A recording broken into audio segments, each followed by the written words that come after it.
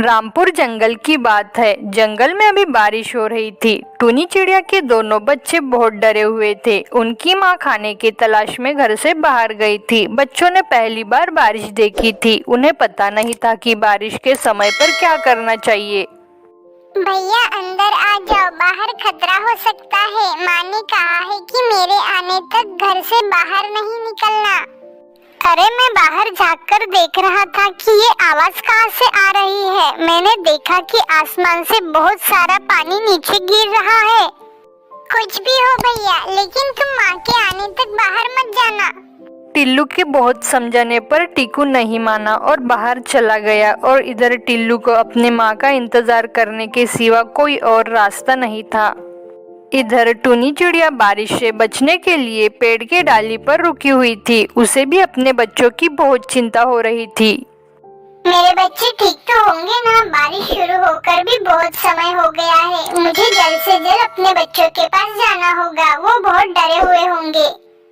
इधर बारिश रुकने का नाम नहीं ले रही थी। कालू कौवा तेज बारिश में अपने घर की तरफ जा रहा था। तभी उसे टूनी चिड़िया एक पेड़ पर बैठी दिखाई देती है। वो उसके पास चला जाता है। अरे टूनी, तुम यहाँ? तुम अभी तक घर नहीं गई? इसका मतलब तुम्हारे बच्चे घर पर अकेले होंगे। हाँ कालू भैया, मुझे मेरे बच्चों की बहुत चिंता हो रही है। टूनी, मैं तुम्हें डराना नहीं चाहता, पर तुम्हें बताना ये बहुत जरूरी है। सुना है एक खतरनाक चीलों का झुंड हमारे जंगल में घुस आया है। हाँ कालू भैया, मुझे पता है, इसलिए मैं घर जा रही थी। लेकिन बारिश के कारण मैं ज्यादा उड़ नहीं पा रही हूँ।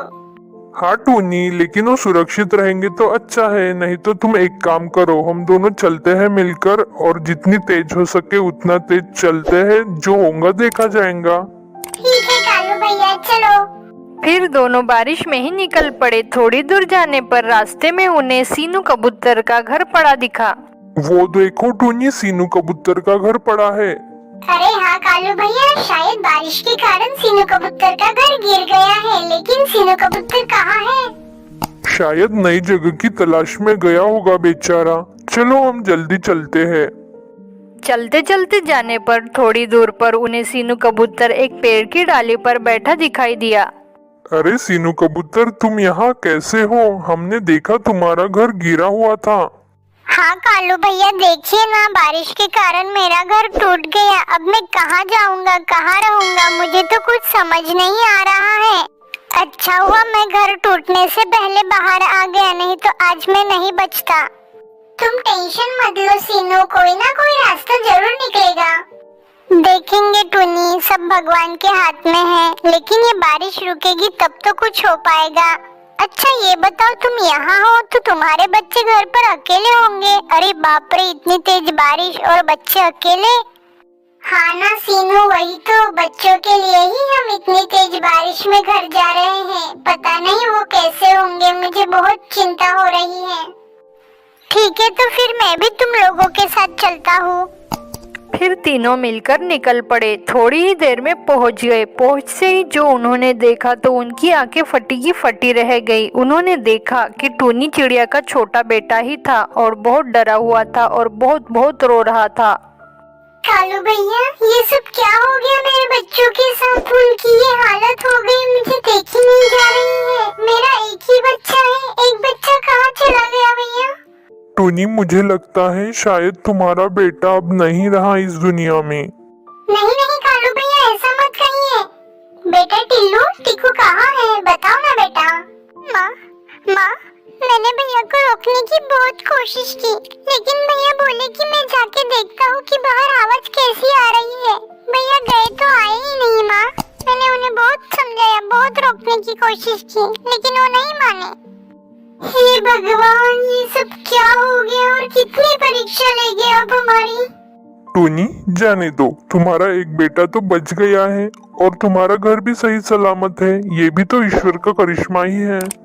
हाँ कालू भैया, अब मैं क्या कर सकती हूँ? मेरा टिकू बेटा भी बहुत प्यारा बच्चा था।